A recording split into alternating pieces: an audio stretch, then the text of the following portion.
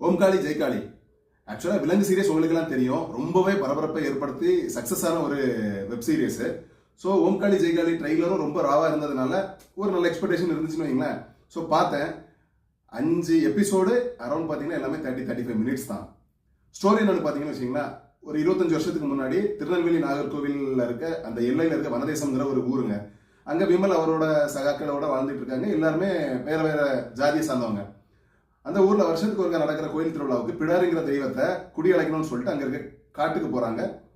சாமியாடியான விமல் வந்து அங்க இருக்க கிணத்துல இறங்கி தான் பிடாரியை அழைச்சிட்டு வரணும். அப்படி இறங்கும் போது அங்க ஒரு பெண் மயங்கி இருக்காங்க. ஸோ அவங்கள ரெக்கவர் பண்ணி கொண்டு வந்துடுறாங்க. அந்த பெண் யாரு, அவங்க எப்படி கிணத்துக்குள்ள போனாங்க, அந்த பெண் வந்தப்புறமா அந்த ஊருக்கு ஏற்பட்ட பாதிப்பு என்னங்கிறத ரத்தமும் சதையுமா சொல்லியிருக்காங்க. இந்த சீரியஸ்ல எனக்கு பிடிச்ச 2 விஷயம், குலசை திருவிழா இருக்குல்ல, அதை இவ்வளோ டீட்டெயிலிங்கா காமிச்சது நான் வேற எந்த படத்துலையும் சீரியஸ்லையும் பார்த்ததில்ல. ஸோ அது எனக்கு ரொம்ப பிடிச்சிருந்துச்சு. ரெண்டாவதா நம்ம ஏரியா நாகர்கோவில் இருக்குல்ல, அந்த ஏரியாவோட லொகேஷனை காமிச்சது சூப்பராக காமிச்சிருந்தாங்க. எல்லாமே நமக்கு தெரிஞ்ச ஏரியானால ஈஸியாக கனெக்ட் ஆச்சுது. ஆனால் ஒண்ணுங்க, நாகர்கோவில் ஏரியாவை காமிக்கிறோம்னு சொல்லிட்டு அந்த ஸ்லாங்ல பேசி எவ்ரி 5 மினிட்ஸ் வந்து கெட்ட வார்த்தைங்க, அதுவும் ரொம்ப ரூடான கெட்ட வார்த்தை. ஸோ ஃபேமிலிஸ் அண்ட் குழந்தைகள் இந்த சீரியஸை பார்க்கறத தவிர்க்கிறது நல்லது. நான் ரெக்கமெண்ட் பண்ண மாட்டேன். என்ன ஒன்று, விலங்கு சீரியஸை கம்பேர் பண்ணும்போது இது எப்படி இருந்துச்சுன்னு சொன்னீங்கன்னா, எனக்குலாம் ரொம்ப டீசெண்டான வாய்ஸ் தான்.